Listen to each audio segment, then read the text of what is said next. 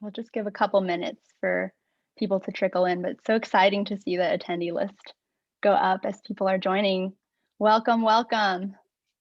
Ooh, see some familiar faces, some familiar names and some new names.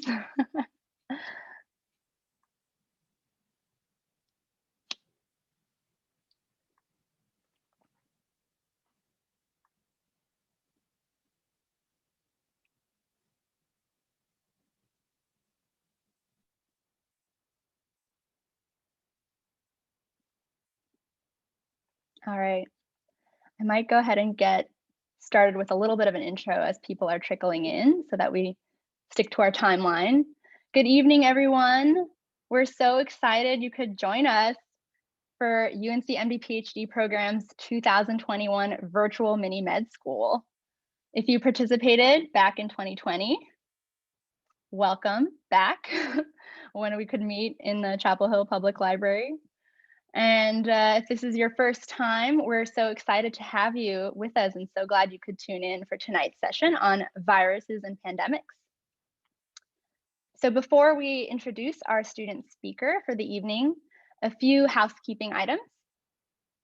The session will be recorded and will be uploaded to our website within the next few weeks. So no worries if you have to come late or leave a little early, or if you have to miss a session.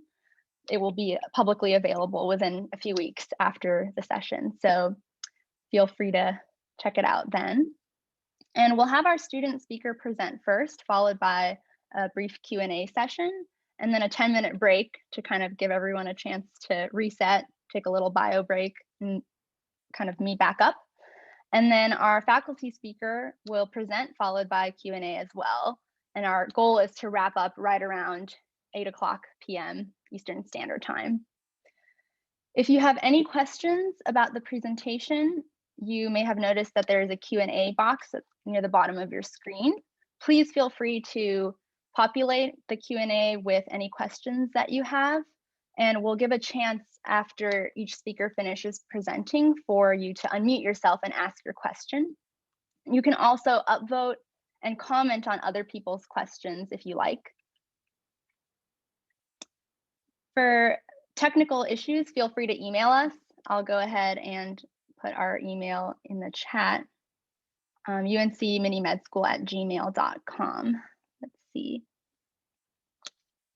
Here we go. And we have someone monitoring that live for any technical issues. I do see that we have a question about, is there a way to see who's here so we can see if we have friends? So at least visually, we have it such that only the panelists have their video on. But typically for a webinar, it's I believe that it's a little bit limited in some of the functionalities as far as being able to see all of the participants list. So the chat feature has been disabled, but if you have any questions or comments, feel free to put them into the Q&A. So hopefully that addresses Ronnie's question. To Kay Hodges' question, is there a reading list for the series? No, there is not a reading list. And I'll go ahead and introduce our student speaker and we can get to the content questions at the end. Oh, and you may hear my cat in the background. All right, let's get started. Deanna Zhu, 4th year in the program, is working in the Department of Epidemiology and co-advised by Allison Aiello and Ralph Barrick, who you may have heard about in the UNC community with excellent work on tonight's topic, which is viruses. Take it away, Deanna. Hi, thanks Miriam for the introduction. Miriam, you can hear me, right? Okay, great. So yes, I will be talking about viruses today. And my goals of this talk will be to discuss characteristics of viruses so that we can be familiar with how we categorize and describe viruses. I'm also going to discuss the viral replication cycle and talk about why it's an important aspect of research.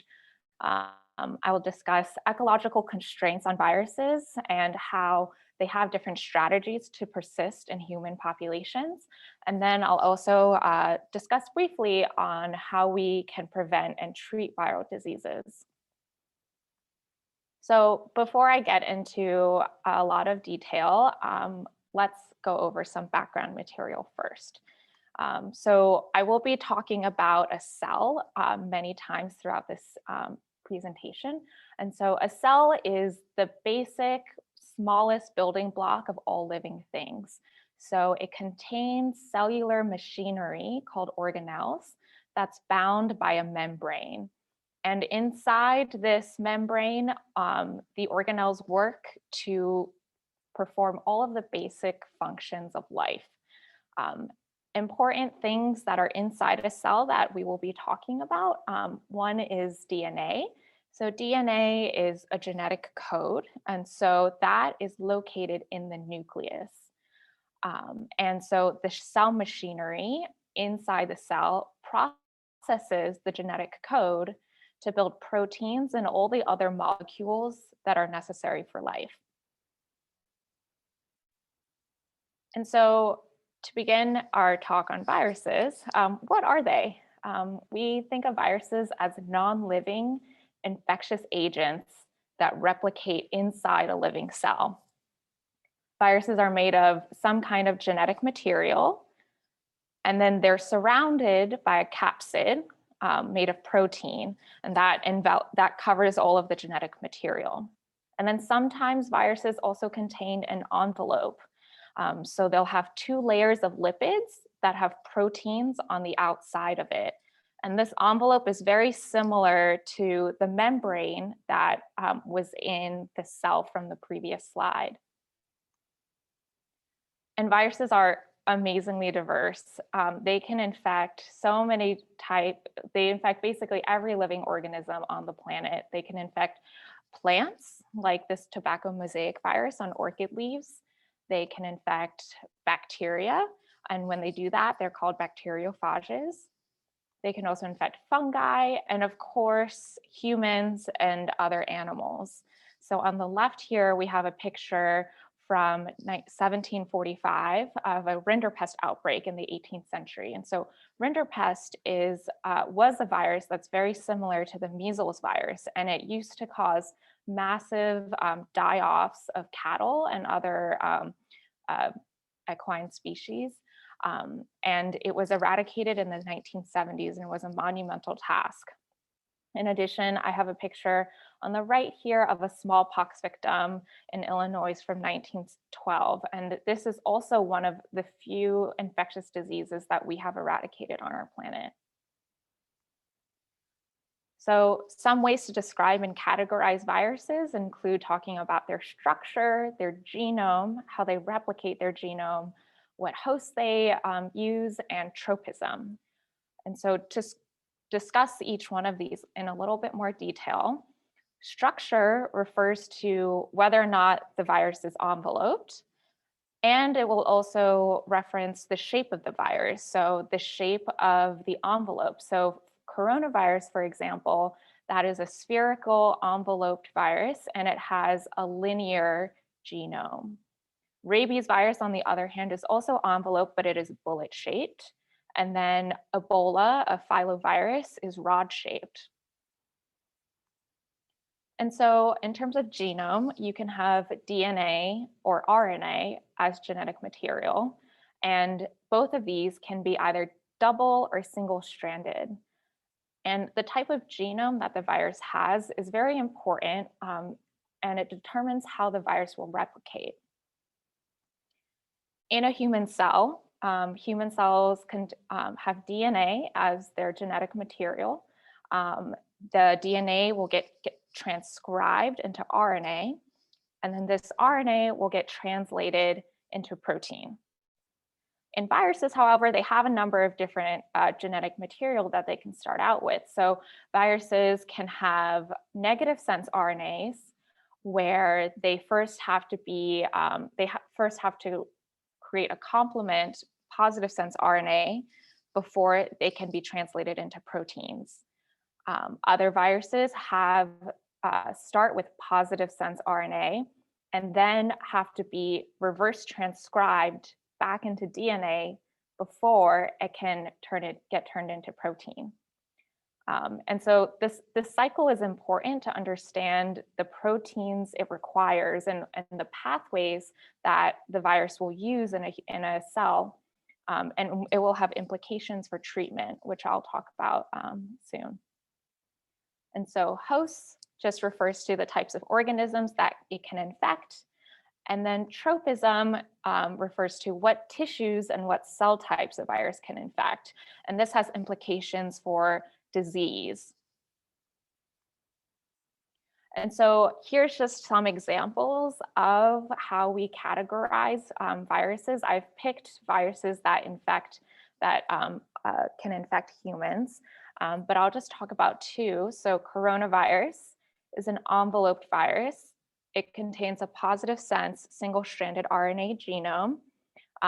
It can replicate in mammals and birds, and it can infect in humans, your respiratory system, your gastrointestinal system, your neural system, and I think we're still discovering additional tissues that it is able to replicate in today. In addition, if you look at human immunodeficiency virus or HIV, it's also an enveloped spherical virus. It also has a positive sense single-stranded RNA. It infects humans and primates, but it really infects only immune cells, leading to a very different disease and different symptomology. And so now thinking about, once we understand how we categorize viruses, how do viruses replicate and spread inside a host? So here's an example of coronavirus. So coronavirus contains these spike proteins on the envelope, and say you inhale an aerosol that contains coronavirus, it will attach to the proteins that or receptors that are on the outside of your, say, your nasal epithelium. It will enter the cell, and then it will fuse and uncoat and release its positive sense RNA. And this RNA can immediately be translated into protein. And this protein then takes the positive sense RNA and creates negative sense RNA that then gets used to create additional viral proteins.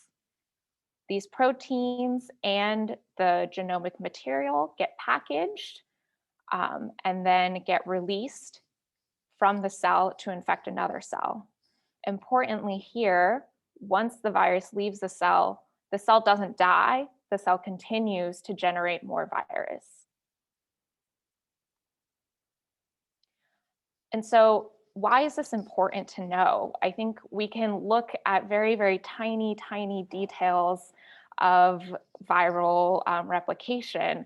But I just wanted to give an example here using HIV of how this kind of really detailed discovery can truly impact treatment options and really change a landscape of outcomes of disease. So for example, for HIV, we have discovered entry inhibitors. So these entry inhibitors like Maraviroc will specifically prevent the fusion of HIV envelope proteins, GP120, onto the receptors on the immune cells that prevent viral entry and fusion. Next, there's also classes of reverse transcriptase inhibitors, like AZT, one of the first HIV drugs discovered. So these prevent viral RNA from being reverse transcribed into viral DNA. We also have integrase inhibitors that prevent the viral DNA from getting put into the host genome. And in addition, there's protease inhibitors that prevent the viral protease from constructing viral proteins from the genomic material. And so there have been millions and millions of dollars poured into HIV research. And this is what has truly changed the landscape, what has turned what used to be, a death sentence diagnosis into more of a chronic illness that is managed with medication. So I've talked a lot about, the very fine details of viral replication in a cell, but now looking back and taking a big picture approach, what does it take for a virus to survive in a population? So if you have a single infected individual, this virus needs to replicate in that host and then go on to infect other hosts. So say down here, if, at the start of an epidemic, no one in the population has any immune response against the virus can go ahead and contact every single person that, every single host that it comes into contact with, and create new hosts. But slowly, all of these individuals will become immune. And then it'll be more and more difficult for the infected individuals to find new hosts. And so on a population level, viruses also need to figure out how to escape effective immune responses. And another important characteristics about viruses when thinking about the population is that viruses vary in how many secondary infections they cause. So how many infections can one single host cause? So measles, for example, from this first infection, it can also cause 12 to 18 secondary infections. Influenza can cause 2 to 4. And coronaviruses right now, estimates are, I think, are about 2.3. And so viruses have to find many different strategies on how to escape, all of these kind of restrictions. So for dengue, for example, it is transmitted by mosquitoes. This helps it increase the geographic range, the number of hosts that it can come into contact with. In addition, it has multiple serotypes that can cause reinfection, avoiding an immune response. Cytomegalovirus is extremely effective because nobody knows, you don't know if you have it. The virus will lie dormant in healthy hosts. Flu has a very high mutation rate. It has small mutations, antigenic drift. It has big mutations, antigenic shifts that allow it to evade immune responses in entire populations. And then norovirus is highly infectious. So it only requires about 20 particles to infect a new host, whereas influenza needs hundreds to thousands of viruses to infect a new host.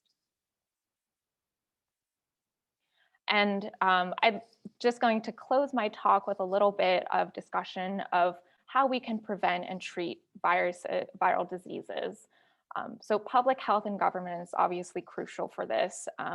We need to conduct disease surveillance. We need to provide testing services to be able to identify outbreaks before they happen. We need to have some communication with larger public health organizations when we do find these new cases. We need ways to prevent or reduce transmission by providing treatments and vaccinations, and also enforcing regulations that can reduce transmission, such as enforcing quarantine or limiting travel. And lastly, of course, we also need to encourage education and promote trust in the system. Treatment of viral diseases is, I think, a whole nother consideration.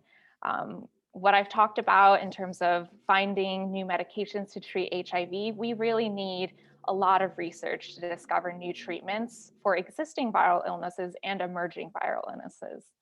And so, thinking about the amazing efforts by scientists and by industry to identify COVID treatments, COVID vaccines, this is the kind of work that we need to put into in order to treat diseases once they happen. We also need a pipeline. So, finding an effective drug at the bench still requires a lot of effort to test and make sure that these treatments and vaccines are safe and effective in humans. And lastly, even if we do have these good options, we need access to healthcare. because viruses, as we've seen, they do not discriminate by race or class or gender.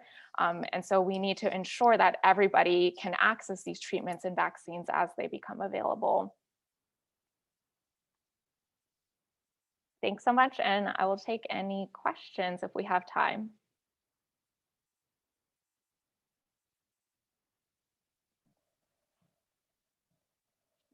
Thank you so much, Deanna. That was an excellent intro to the topic. We do have a few questions populating in the Q&A. And what we can do is if we can go ahead and unmute our attendees who ask questions and give you a chance to ask your question out loud. Otherwise, one of us can go ahead and read that out for you. So I'll go ahead and start with Kevin Guo. We have a question, one moment. Actually, Kevin, Kevin Field, would you like to go ahead and help me unmute Kevin Guo, please? It looks like that other Kevin is using a different version of Zoom that isn't compatible with that. So I think we'll read out his question. And I think this is a good one for Deanna in the School of Public Health. And he's asking if virologists and epidemiologists collaborate to solve outbreaks and do some of their roles overlap. Yes, I definitely would say that that is the case. So I'm in epidemiology, and I'm also working in a virology lab, and I can say that there's definitely a lot of crosstalk between all of these specialists.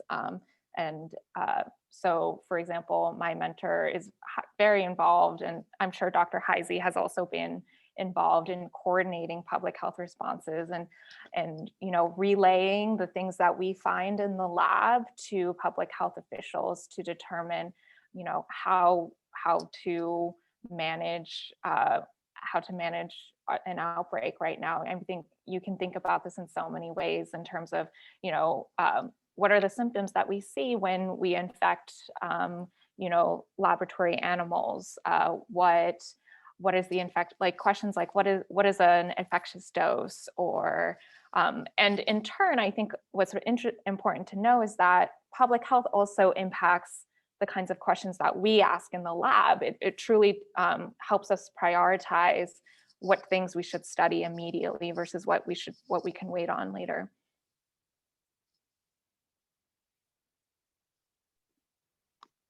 Thank you, Deanna. We have another question up at the top, or actually I'll go ahead. Yes, at the top from Maria Palmtag. Maria, Kevin, are you able to unmute Maria? Hi, can you hear me? Yeah. Yes. All right, I just wanted to ask if anyone had any book or documentary recommendations related to virus pandemics or your own work. So one recommendation I would make is, it's an older book now, but it still summarizes things nicely, is The Coming Plague by Laurie Garrett. She talks about a wide range of potential emerging infections. And the other one that I think is a go-to book is The Great Influenza. And I can't remember the author on that one right now, but that one actually is, it's interesting to see the comparisons between the 1918 influenza outbreak and what we're going through right now. Thank you. And I haven't watched this myself, but I've heard that there is a Netflix documentary called Pandemic: How to Prevent an Outbreak. I don't know if anyone has watched it or has any feedback about it, but it is there if you have Netflix and are interested in checking it out. So that's just one thing that came up to the top of my head. All right, thank you so much, Dr. Heise. Let's see, our next question from Daria. Kevin, are you able to unmute Daria?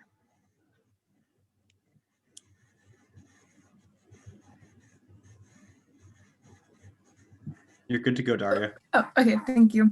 Yeah, thank you so much for this presentation in general. The part about virus replication was very informative. But I was wondering about how when you said that norovirus, I think, had only 40 particles needed to infect a host, how exactly do experts determine, or like what structures determine the number of particles that a virus needs to infect an individual? Yeah, I think that's a great question.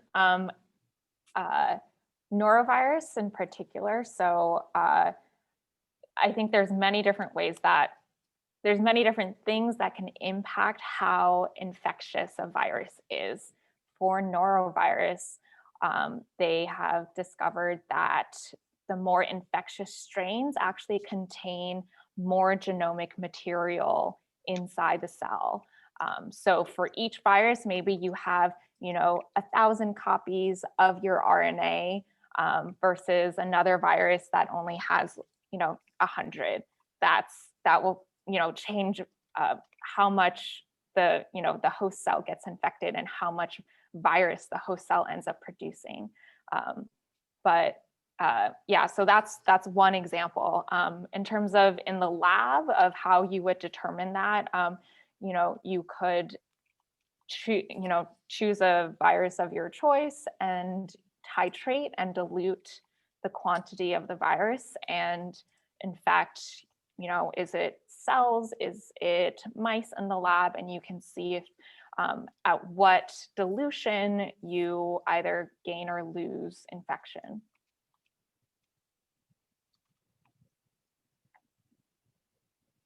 All right. Thank you, Deanna. The next question is from Tristan.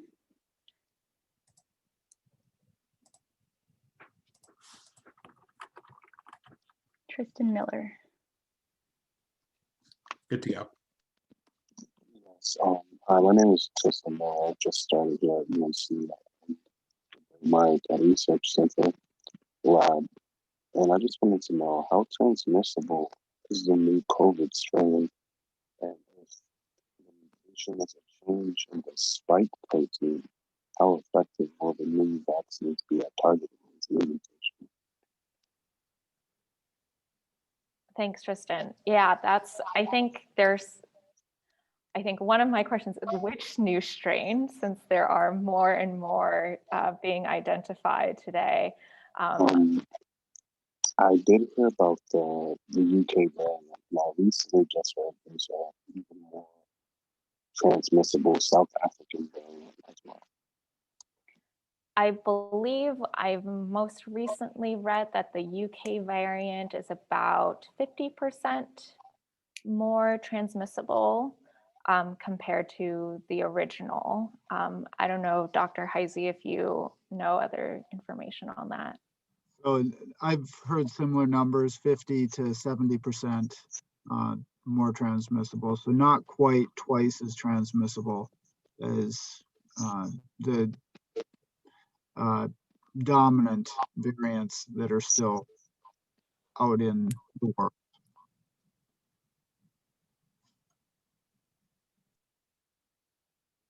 So how effective would the vaccine be if the spike proteins end up changing and mutating? Yeah, I think they're still doing studies to identify truly how effective. I think right now, Moderna and Pfizer have still been effective against the new strains. But yes, I think we need to do more studies and identify how effective they are against the additional strains that have emerged. And just to add to that, if we use one of the main readouts of protection, which is neutralizing antibody, the new variants are there's about 5-fold difference in neutralizing activity between the new variants and the original viruses. If you look at efficacy where the vaccines have been used in trials, you are seeing a significant reduction in overall efficacy in terms of preventing viral replication or disease. But I think the important thing is the vaccines are still largely protecting against severe disease and hospitalization. So these variants are certainly a concern, but the vaccine is clearly still effective against them. I think the other major concern is whether prior infection will protect against these variants. And there's more data that suggests that the immunity you receive from prior infection may be less effective than the vaccines, again, in protecting against the new variants.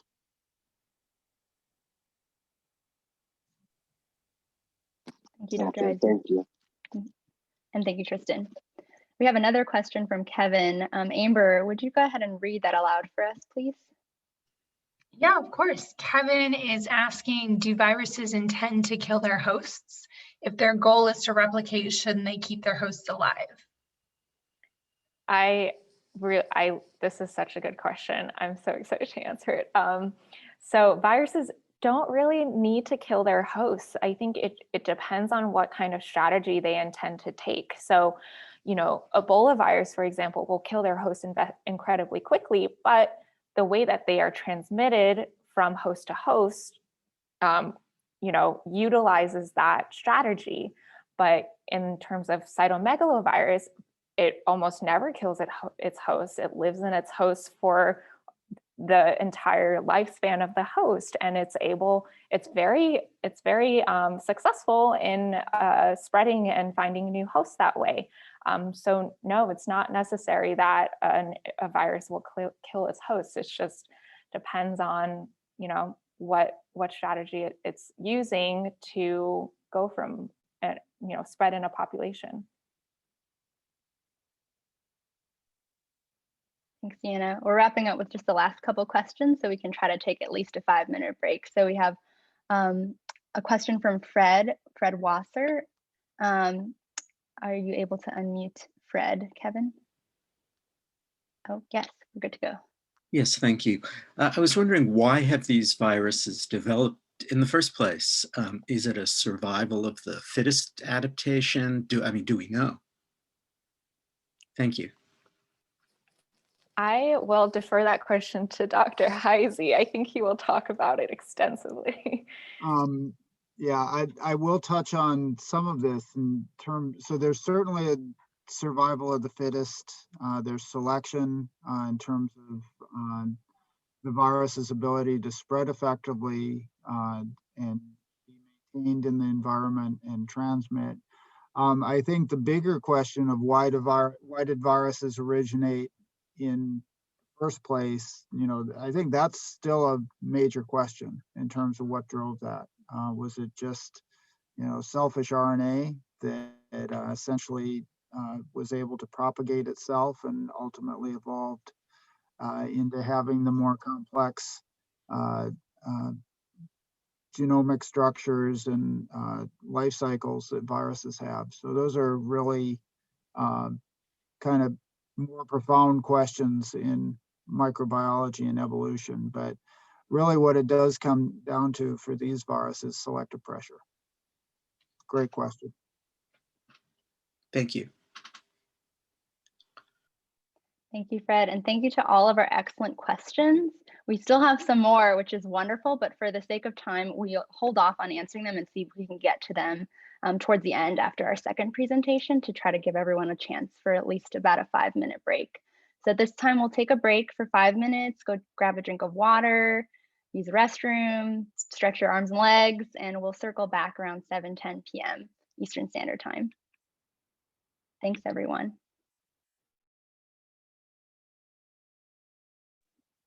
And the students are still hanging out. All right.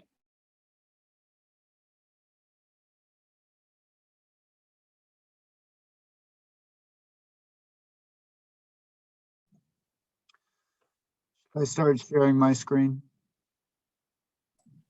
Yeah, Okay. you can go right ahead if you want.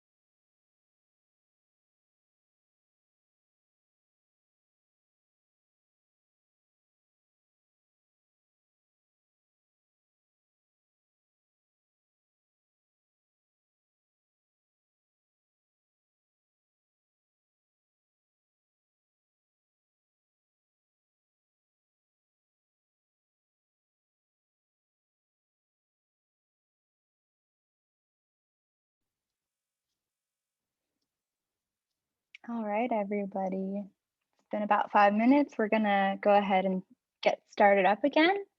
So I'll go ahead and introduce our faculty speaker for the evening, Dr. Mike Heise. Dr. Heise did his graduate school training at Washington University in St. Louis and postdoc training here at University of North Carolina at Chapel Hill.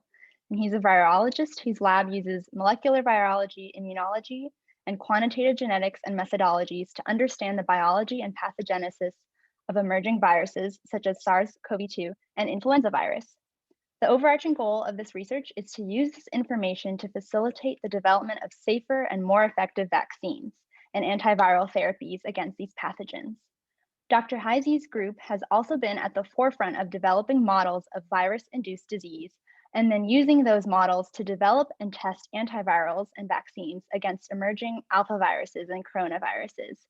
His lab has also been a leader in the use of systems genetics methods to understand why some individuals are at increased risk of developing virus-induced disease. Thank you so much, Dr. Heise, for being here. Well, thank you so much for having me. And I also want to thank Deanna for a really nice presentation that kicked this off. That was a great summary and tutorial on viruses and their life cycles. And it certainly will hopefully make my job easier tonight in terms of talking about emerging viruses. So for tonight's talk, I'm going to focus on a broad summary of emerging viruses, really to just discuss some of the issues that we think about in terms of viral emergence, how viruses emerge, where they come from, and then what are some of the really issues that arise during a pandemic. And of course, I'll use SARS-2 to illustrate much of this. And much of what I may tell you tonight, you may already know because everybody's been living it. And then at the end, I'm going to transition from the current pandemic to talk about how we're going to have to think about dealing with the next pandemic. And I'm going to discuss a initiative that is centered here at UNC that's really focused on developing new drugs and antivirals for use in future pandemics. And then I will, of course, try and answer any questions you may have. So there we go. So I will do a little bit of introduction to viruses again, but again, Deanna gave an even more comprehensive introduction than I will. But I just want to reiterate some of the key aspects of viruses and their life cycles, because these are all aspects of what viruses have to deal with, or attributes of viruses that allow them to emerge and spread effectively in populations. And understanding this then sets us up, as Deanna again illustrated very nicely, for strategies for developing antivirals and safe and effective vaccines. So again, viruses, by definition, have nucleic acid genomes. So this differentiates them from prions, which are protein-only infectious agents, and also differentiates them from bacteria due to the fact that viruses are obligate intracellular pathogens. Again, protein structure, they're highly reliant on cellular machinery, and they have a wide range of lifestyles, which Deanna summarized quite nicely. And of course, we care about them because they are, in many cases, significant causes of human disease. Again, as was said earlier, viruses come in many shapes, sizes, and compositions. They can, all of them again, have a viral either RNA or DNA genome, which can be, as Deanna said, either single or plus stranded, and they can be single or double stranded. And in the case of RNA viruses, they can also be single stranded, they can be segmented, and they can have genome orientations of either positive sense, so that the genome acts like a cellular messenger RNA, or negative sense, where it's essentially has to be transcribed to produce the RNAs that are then used to produce viral proteins. Many of the viruses that we care about are actually envelope viruses, but there are a subset of viruses, picornaviruses being one example, which have just protein-only virion structures. And this actually has bearing even when we think about how we use disinfectants to control these viruses. So for an envelope virus like influenza or SARS, we can use alcohol-based hand sanitizers, which are a common way of controlling or limiting viral infection. But for picornaviruses, alcohol tends not to be effective. In fact, most disinfectants work poorly against many of these viruses. And so you need to think about which strategies you're using to control or eliminate these viruses. And even though alcohol-based hand sanitizers aren't very effective against picornaviruses, simple soap and water and really good hand washing is actually still the most effective way of protecting yourself from picking up viruses through hand contact and then inoculating yourself through your eyes or ears or nose. So again, key part of viruses is they're interacting with the host cell at essentially every stage in their life cycle. So viral entry can either be through direct cell fusion, so the virus interacts with the cell surface, fuses and enters the cell directly. Most envelope viruses actually go through a endosomal entry process where the virus binds to a cell surface receptor, enters through cellular endosomes, and then the virus essentially releases its nucleic acid payload into the cytoplasm, or it's transported to the nucleus, depending on the site of viral replication. Often this involves endosomal acidification, which then leads to membrane fusion and release of the virus. And at which point the virus then will either transcribe its RNA through prepackaged replication machinery, or the viral RNA will be translated directly by the cellular ribosomes to produce new viral replicase components, which then begin to synthesize additional copies of the viral genome, as well as viral mRNAs that are then used to produce more viral protein, and ultimately leading to the assembly and egress of new virions and perpetuating the cycle. Again, some viruses replicate exclusively in the cytoplasm, other viruses replicate in the nucleus. And again, each of these stages in the viral life cycle is highly dependent on cellular proteins, cellular processes, everything from cellular nucleotide pools to ribosomes for translating viral proteins to endosomal and exosomal pathways for viral egress. And understanding these pathways, again, can be used to develop strategies for inhibiting the virus. So Deanna talked about different stages in the viral replication cycle with HIV that have been targeted in terms of entry, fusion, integration, viral proteases. If we can also conceivably target cellular processes to inhibit these viruses. So if we understand which processes are essential for viral replication, we could then target those processes that are essential for the virus, where we can actually tolerate those processes being transiently suppressed as ways to potentially inhibit the virus. And during the current outbreak, there's a huge initiative underway to test existing drugs that are used for other human disease states for their ability to inhibit different cellular processes that might be essential for SARS-CoV-2 in the hopes of developing new antiviral strategies. And I'll touch on that in more detail later on in the presentation. So, as was also discussed, viruses have a wide array of different life cycles, lifestyles, and transmission modes. You can have maternal, fetal, or mother-to-child transmission. Respiratory pathogens are clearly important in the current outbreak.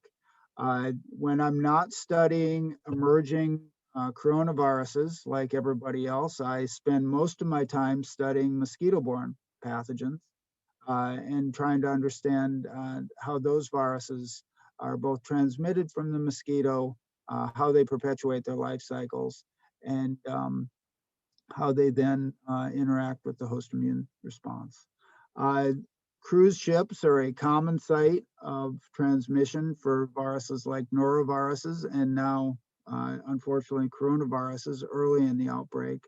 And so viruses can again go through respiratory routes, fecal oral transmission, bloodborne, vector-borne, or sexual transmission. So they have a wide array of strategies for perpetuating themselves, and also have a wide array of preferred reservoirs.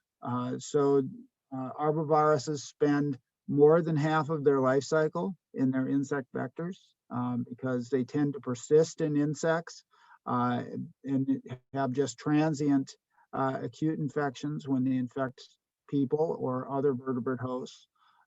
Bats are a common site of viral outbreaks over the last, say, 15 to 20 years. We've had multiple viral pathogens emerge out of bats. And it's clear as we look at the virome of different bat species, bats have built long-term relationships with a wide array of viruses, which seem to persist in bat populations very effectively, which has led to the idea that bats may tolerate viruses, not get sick, which may then perpetuate their capacity to act as a reservoir host for many zoonotic pathogens. But in fact, most emerging viruses, of which there are a lot, that have emerged over the last 20 years and actually over the course of human history have probably come from different animal reservoirs. So interest in emerging viruses is really over the course of my career. So I started graduate school in 1991. At that point, probably a year into my time in graduate school, a book called The Hot Zone came out, which detailed some of the early Ebola outbreaks and then discussed a near miss that we had in the 1980s, where Ebola was brought in with non-human primates to a monkey facility in Reston, Virginia. And it turned out that that virus was actually non-pathogenic in humans, although still highly lethal for non-human primates. And that book brought a lot of attention to the idea of emerging pathogens. I think it scared a lot of people that it was a potential near miss.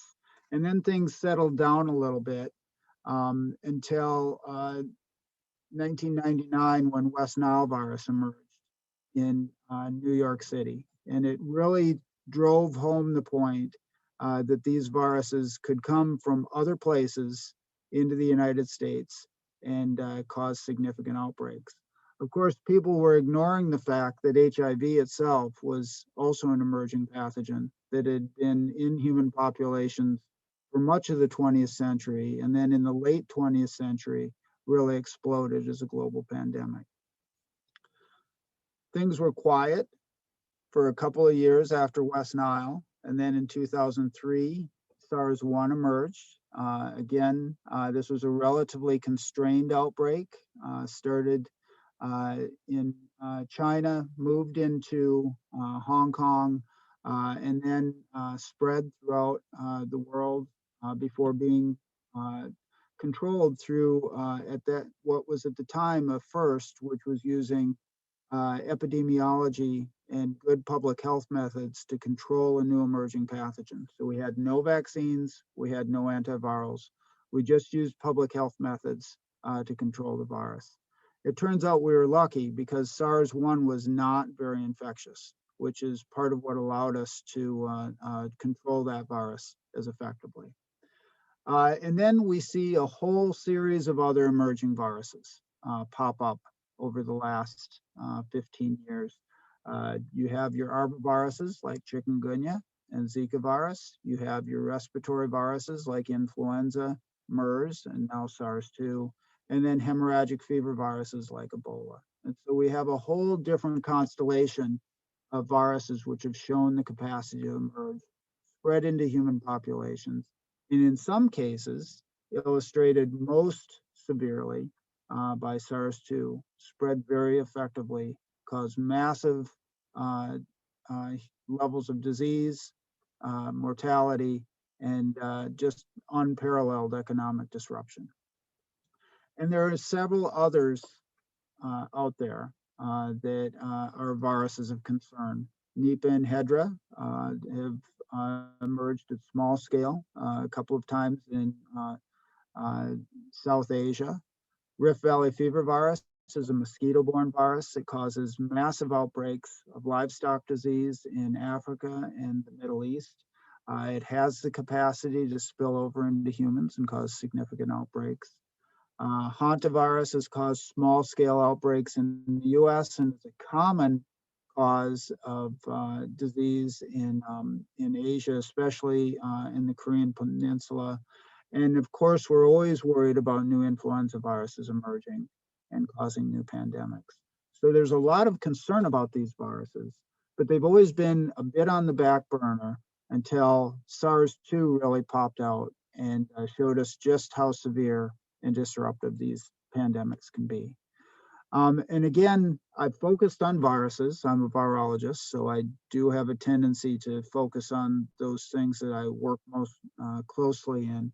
But if you look at just a map of emerging and re-emerging pathogens throughout the last, I think this just covers the late 20th century into the current time.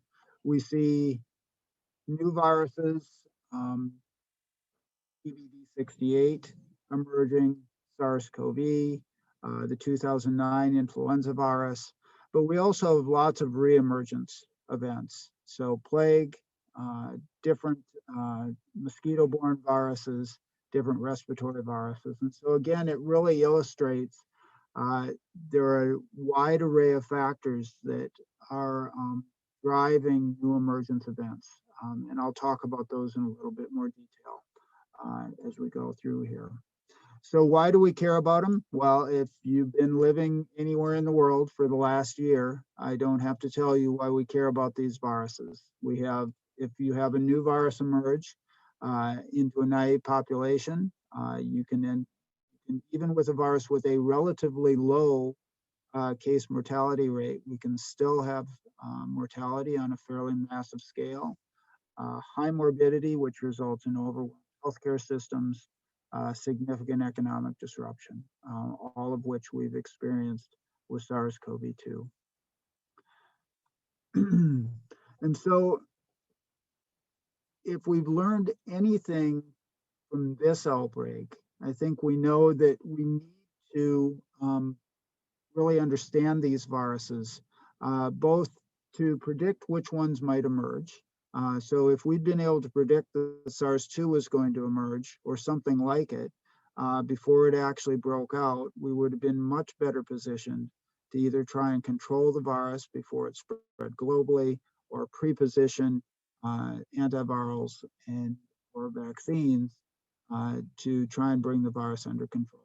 So if we had a crystal ball that allowed us to effectively predict which of these viruses were most likely to emerge, we would be well ahead of the game. We also need to be able to develop therapies. So to do this, we need to have an understanding of the virus biology. Again, Deanna did a great job of using HIV to illustrate how understanding the biology of the virus has really allowed us to develop therapies that target multiple aspects of the virus life cycle. I will point out that that represents 40 years of research to develop those therapies. And so if we think about the timeline of a virus like SARS-CoV-1 or SARS-CoV-2, we really don't want to think about taking 40 years to develop antivirals for a virus like that. So we need to be able to accelerate the speed with which we develop antivirals for new emerging pathogens. And to do that, I think we really need to have a very strong fundamental understanding of the biology of multiple viruses with emergent potential. So that's my plug for more funding for basic research. So I think we need strong infrastructure in terms of epidemiology and public health. We also need to understand the biology of these viruses if we want to develop good antiviral therapies.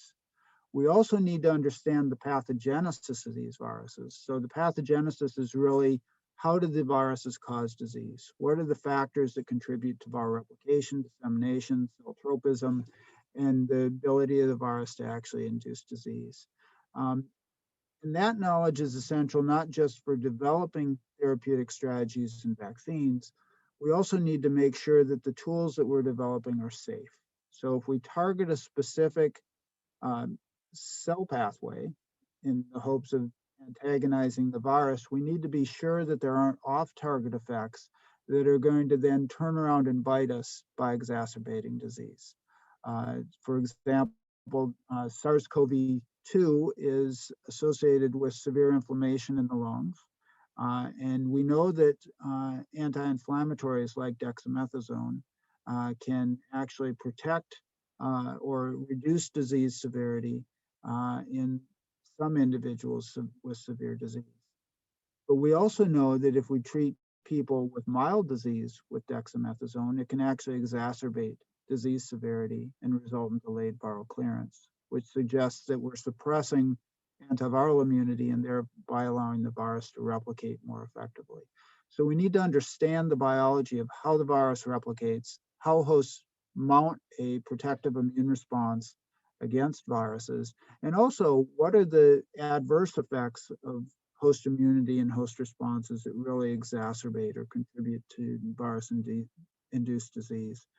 And that knowledge base then feeds into developing more effective therapies. And that also feeds into developing safe and effective vaccines. I didn't have time to drop it in, but I realized I should have put a couple of additional slides in. So over the last year, you all have seen an amazing achievement in going from a new pandemic to less than a year having vaccines in human populations, and vaccines that really look like they have pretty good safety and efficacy profiles. And from my perspective, that is absolutely lights out amazing. And I think everybody who's involved in science should be proud of that achievement. But what's important to remember is that much of the knowledge that went into developing the vaccines against SARS-2 came from our experience from SARS-1. So when SARS-1 emerged, there was a major initiative built around developing vaccines against that virus because we didn't know if it was going to spread effectively and cause a global pandemic. But there were concerns based on knowledge from other animal coronaviruses like feline infectious peritonitis virus that targeting specific viral proteins might actually result in exacerbated disease. So there was a lot of research built around defining which viral proteins needed to be targeted. Did vaccines that targeted the viral spike protein elicit protective immunity? It turned out in animal models, it did. We didn't see adverse effects. And so much of the knowledge that came from understanding SARS-1 very quickly translated into the field's ability to target the spike protein to develop vaccines against SARS-2. So it's not just studying the current outbreak virus, it's really understanding related viruses can rapidly inform our ability to respond to these pathogens. And so I think that sort of framework of understanding how do these viruses emerge, how do they replicate, how do they cause disease, all of that feeds into generating effective responses and protecting against these viruses, both the current virus and future outbreak viruses. So where do they come from? Well, again, many emerging viruses are in fact zoonotic pathogens. So all of the most recent coronavirus outbreaks have had a zoonotic origin. So there have been 3 major coronavirus outbreaks in the last 20 years: SARS-1, SARS-2, and MERS-CoV, all of which are thought to have bats as their primary host, although they may have gone through an intermediate host to move into human populations. So MERS, a common intermediary, is camels. It's unclear what the intermediate host was for SARS-CoV-2. I think there's still a lot of research to be done there. SARS-1, civet cats or other live animal market species may have served as an intermediate host as the virus moved from bats to humans, although we can't rule out direct bat to human transmission as another possibility. So bats are a common culprit, and this is not anti-bat. This is just the fact that, in fact, part of what, to take bats off the hook is we are moving into bats' territory, putting bats under pressure and interacting with them at high levels, which puts it as increased exposure to these bat-borne viruses. But there are many other potential animal hosts. There are a number of viruses: chikungunya, yellow fever, HIV, and Zika virus, which arose from non-human primate or ape species. And there are a number of bird viruses that also have the capacity to move into humans, most notably influenza virus. West Nile virus, we're actually a dead-end host for West Nile, so we don't really worry about transmission of West Nile either from human to human or even human to mosquito. But instead it's a spillover event where mosquitoes that normally feed on birds will feed on humans and transmit the virus to susceptible individuals. And this is also the case with another virus, Eastern equine encephalitis virus, which is normally a bird virus that sporadically spills over into humans, causing severe disease. So what do viruses have to do to emerge? Well, there are several things that are key for emergence to occur. So first, they have to come into contact with humans.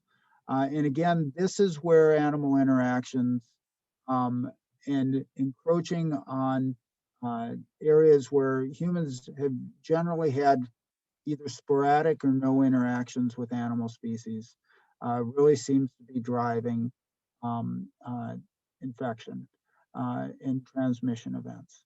You also generally need to have naive populations, so no pre-existing immunity within the population.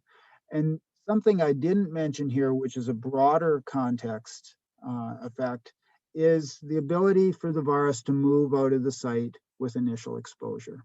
So 100 years ago or 200 years ago, somebody may have come in contact with a new emerging virus. And if your movement was at the pace that you could walk in a day, it was much less likely that that virus was going to move out of the localized transmission that you might have in a village or on a farm where you had contact with the virus.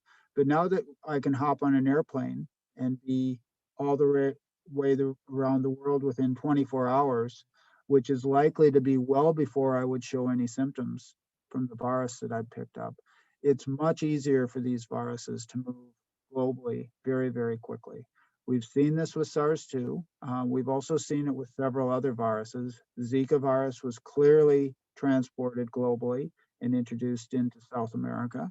Chikungunya virus was recently, 2013, introduced into the Caribbean from somewhere in probably the Philippines, a traveler who was infected and probably asymptomatic in each of those cases, landed, and then the situation was sufficiently optimal for the virus to then transmit and initiate local infection. So you have to have human contact. You also need to have the means for those infected humans to then interact with other people to facilitate spread. You also then need to have a number of other factors. You need functional receptor interactions.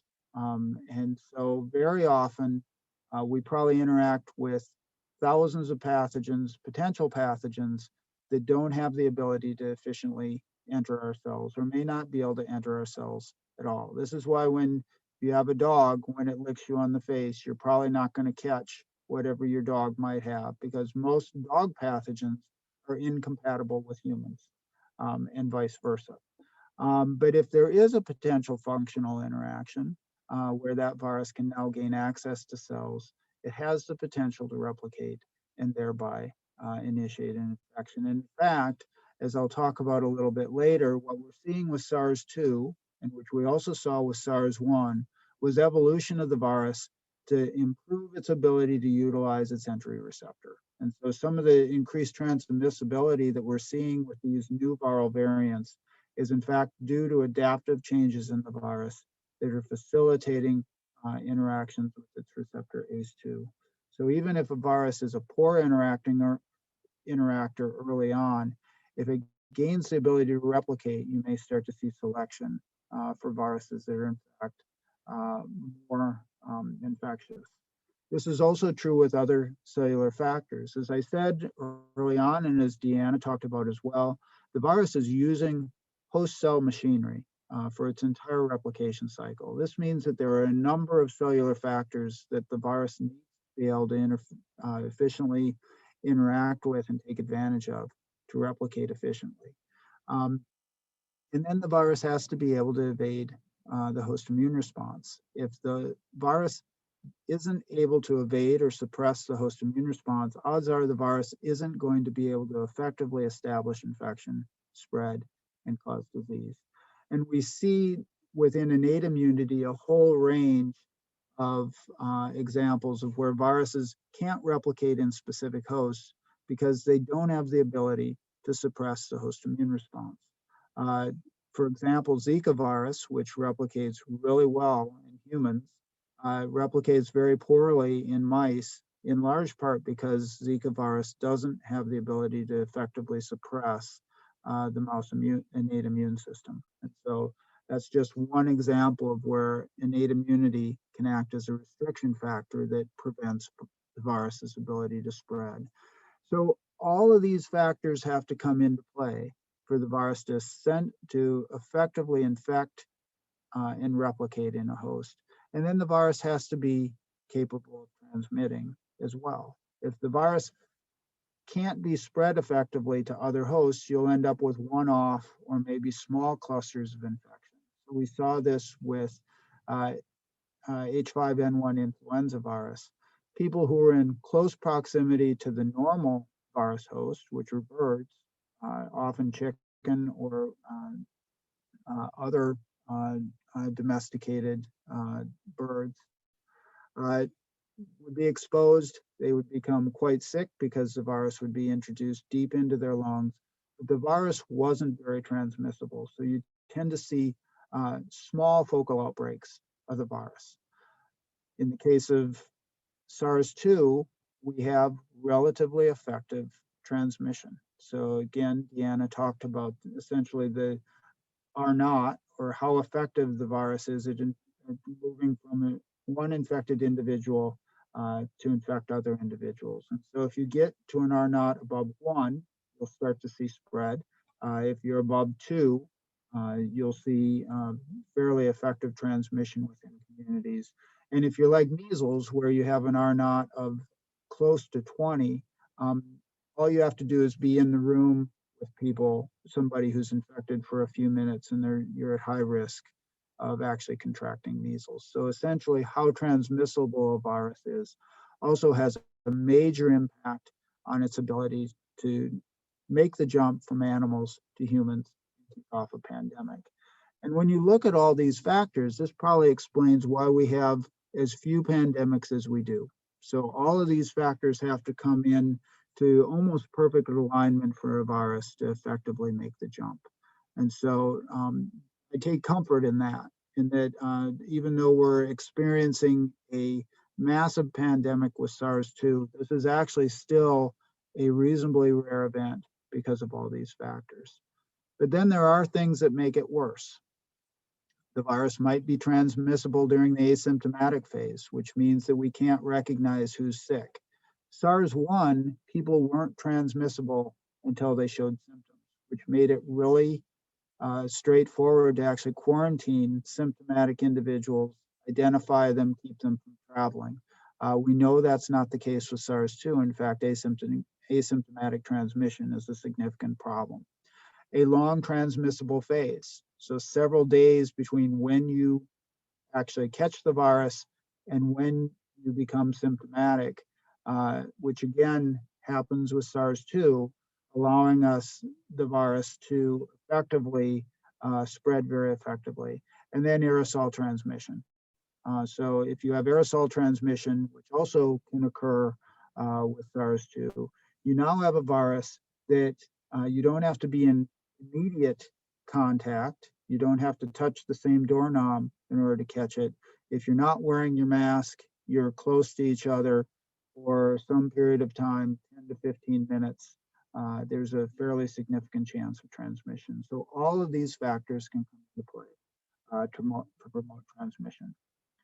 I am going to, because I'm going to run out of time here, and I do want to talk about some of the other things, but I'm going to skip over the life cycle. Deanna talked about that already. And I'm going to skip over some of the receptor interactions and talk about disease, and then where are we going with the SARS-2 outbreak. And then I will try and talk about some of our initiatives over the last 5 minutes or so before I take questions. So SARS-2 is primarily a respiratory pathogen, causes acute respiratory distress syndrome in susceptible individuals, characterized by severe inflammation, fluid leakage into the lung, and recovery often requires supplemental oxygen. What I'm not talking about are all the other syndromes that SARS-2 is associated with. There may be clotting cascade defects in infected individuals. There are systemic inflammatory response syndromes, and especially in a subset of susceptible children. There are reports of increased diabetes and even neurologic problems with the virus. So there's a whole constellation of disease outcomes that we don't yet understand. And taking those factors apart to try and understand really what drives disease pathogenesis and how would we then treat those disease outcomes is really one of the major challenges that we face in terms of kind of the long-term understanding with this virus. And again, we can use part of what we understand about SARS-1 to inform SARS-2. Again, SARS-1 knowledge informed vaccine development for SARS-2, but there are also significant differences between these two viruses, which I already talked about, which has made SARS-2 a much bigger challenge than SARS-1 was. So what's next? We talked about some of these in the question and answer session, so I'm going to go through them fairly quickly. But one question is, will the virus become less virulent? And I think the answer there is maybe. Will it evade the host response? Well, it already is. We were talking about this. There's already good evidence that the virus is evading pre-existing immunity. It's also becoming more transmissible by adapting further to the ACE2 co-receptor. Is it going to go away? Sorry, folks. I think we're probably stuck with this one over the long term. And will it ultimately become a cold virus? And I think the answer to that is maybe. So I'm going to touch on these very briefly. So I think a lot of people would tell you that when a pathogen emerges, it can be highly virulent, and then it will evolve to become less virulent because it doesn't want to kill the host. And that is largely based on studies with myxomatosis in rabbits, which is a really elegant study that was, well, it was elegant in terms of the science. It's actually a tragedy when you think it really involved rabbit populations in Australia and then using viruses to try and eradicate the viruses. But what they found was that both the virus ultimately did attenuate, probably to facilitate its transmission within the population. But it's also important to remember that the host is also under selective pressure. With highly virulent viruses, you may actually have severe selective pressure. This was certainly the case with myxomatosis, where the highly susceptible individuals are lost because they die. They aren't then reproducing, and so you start to select for more resistant populations. The population is also going to mount immune responses, which are going to start to protect against the virus. So you're going to start to see attenuation of the virus because of the rise of immunity within the population. This is also going to start to put selective pressure on the virus. And I expect that as we see more immune pressure on SARS-2, we will continue to see the virus trying to evolve away from the immune pressure to escape immunity. Usually when that happens, at least for viruses like SARS, also true for viruses like influenza virus, as the virus is placed under more selective immune pressure, it's forced to become slightly less fit. So I would expect that there's a good chance that SARS-2 will actually evolve to become less virulent, in part because of selective immune pressure that's being placed on it. Of course, that's all conjecture. We don't yet know how this virus is really going to play out with the immune system, and it's surprised us multiple times already. So don't hold me to this prediction that it actually will become more attenuated. And it's also possible it's in a sweet spot. It transmits really effectively already. It may adapt to receptor interactions a little more effectively. It may escape a little more effectively, but we may see it kind of hold steady.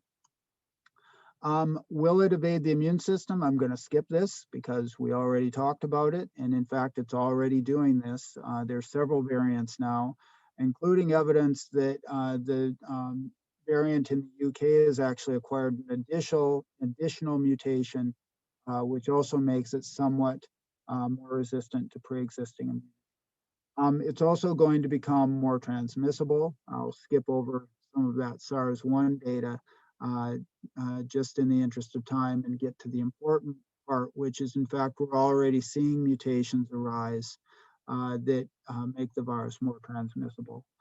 There was a change early in the outbreak, which drove viral transmission in Europe and the United States, which enhanced viral replication and transmission. And now we're seeing some additional variants arise, which are also improving receptor interaction, leading to more rapid transmission. And will it become a seasonal cold virus? Well, there's precedent. There are several coronaviruses that are transmitted as seasonal viruses. It may be because SARS-2 is relatively apathogenic in very young children. As it becomes prevalent in the community, we may acquire it when we're very young, develop progressively more immunity following reinfection. So by the time that we're your age, you're actually fairly resistant to the virus. And then the elderly who show waning immunity may actually be at risk of more severe disease. Now, all of that's if we didn't have vaccines. And we know we have vaccines already. So those vaccines will actually change that calculus somewhat. And so it's going to be interesting to see over the next few years how this virus really evolves. It may continue to spread, act more like flu, where we have to get vaccinated every year, or it may start to progress as we develop herd immunity to something more like these seasonal cold viruses. So the next question in my last couple of minutes is what's next, and how do we respond to these viruses more effectively in the future? So we've already talked about a lot of these. Deanna already mentioned several of the things that we need to do. And I'm just going to focus on drugs. How do we develop drugs against these viruses? So we know there's going to be another pandemic.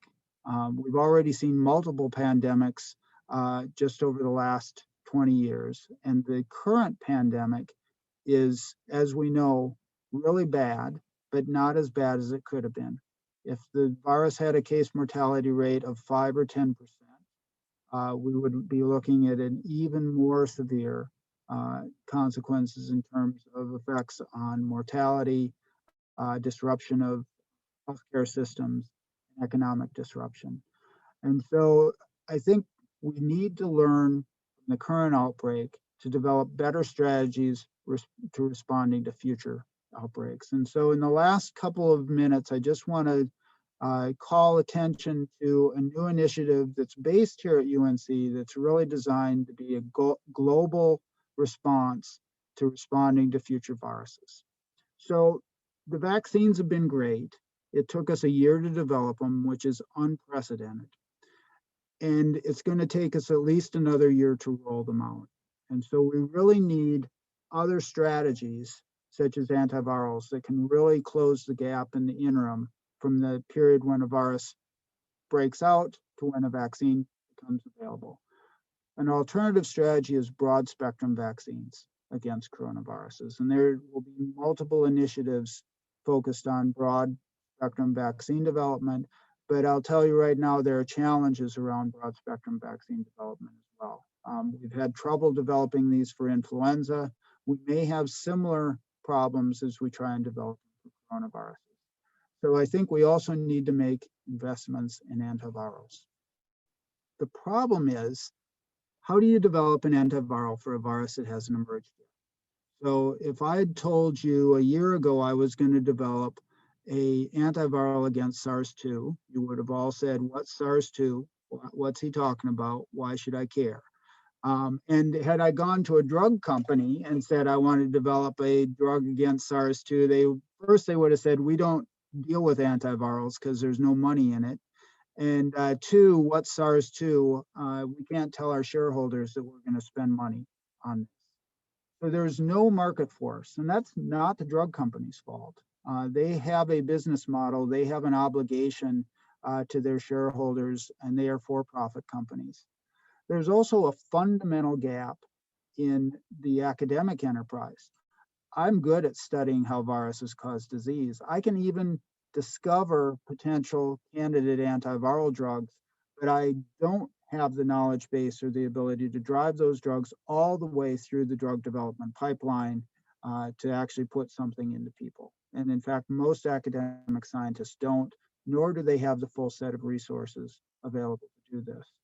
So early on in the pandemic, Ralph Barrick, Nat Mormon, and myself sat down when we could still get together rather than social distancing via Zoom, and started talking about how could we do a better job of responding to the pandemic, because we saw what was going to happen with this one. We didn't have good drugs in place.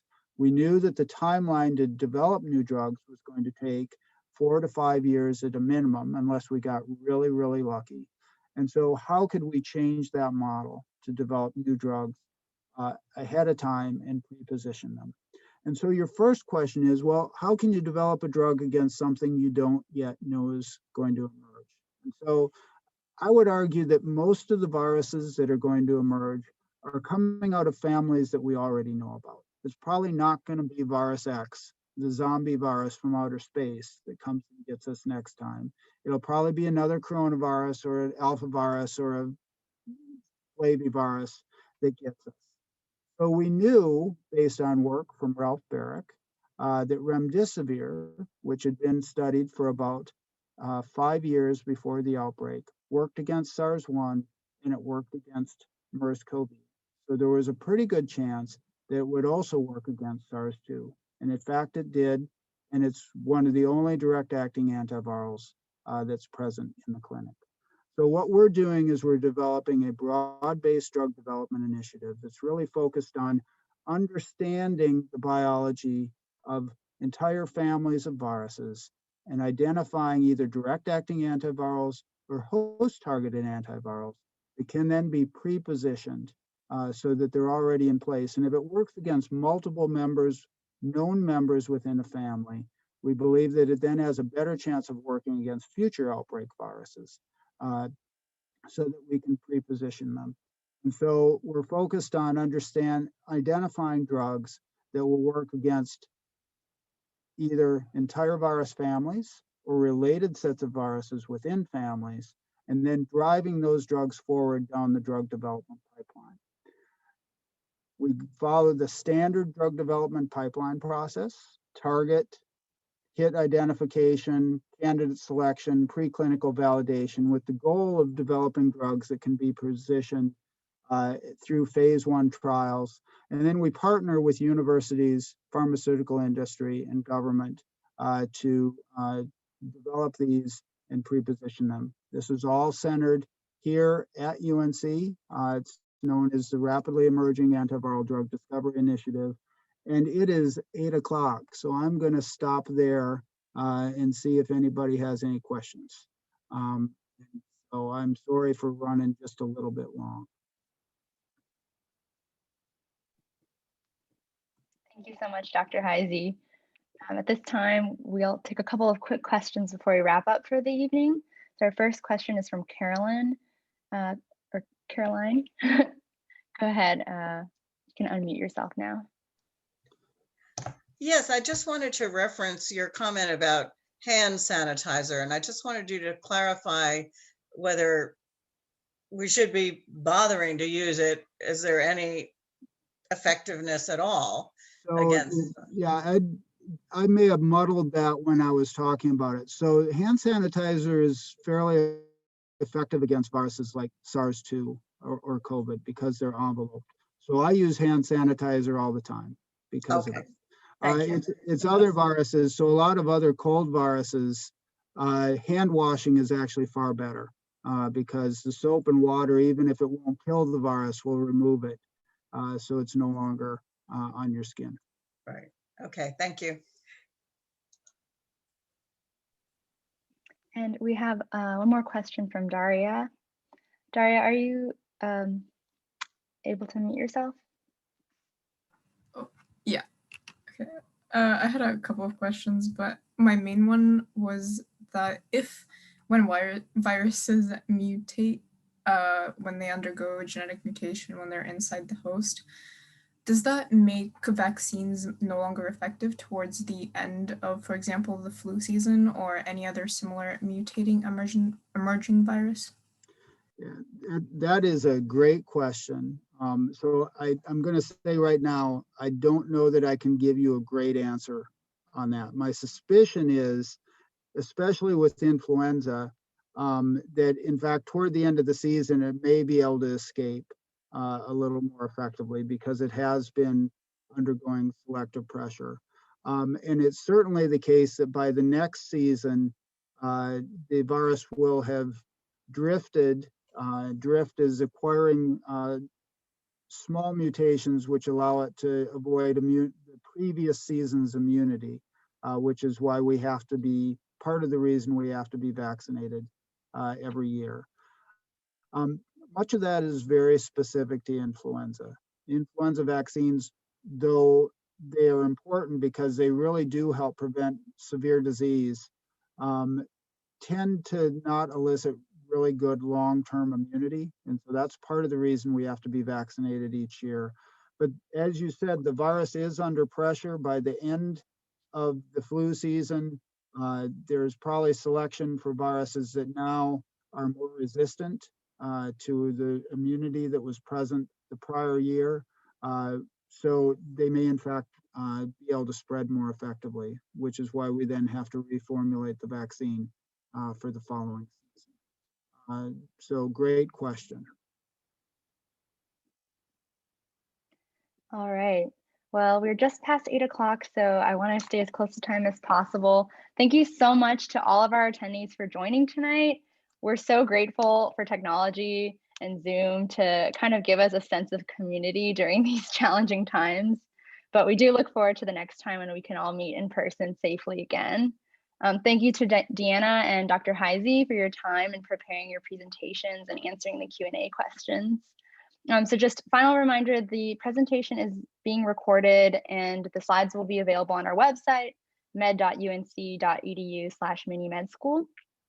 And really quick final shout out as well to the panelists for their technical support and for all of the other students on the mini med school planning committee, many of whom are out there in the audience tonight. I want to acknowledge all of the effort that went into recruiting speakers and helping to set up our website and registration and advertising the event to such a broad audience. So you can read more about all of the students involved in our website as well. And just final comment in closing, we will have a brief survey that you should receive a follow-up email for this specific session. So we really appreciate your feedback. Just be on the lookout for that. So thank you again. See you next week if you're able to attend our session on strokes on Tuesday, February 9th from 6:30 to 8 p.m. If you have any questions, please email us at uncminimedschool@gmail.com. All right, thanks again. Have a good night, everybody. Thanks, everyone. Bye.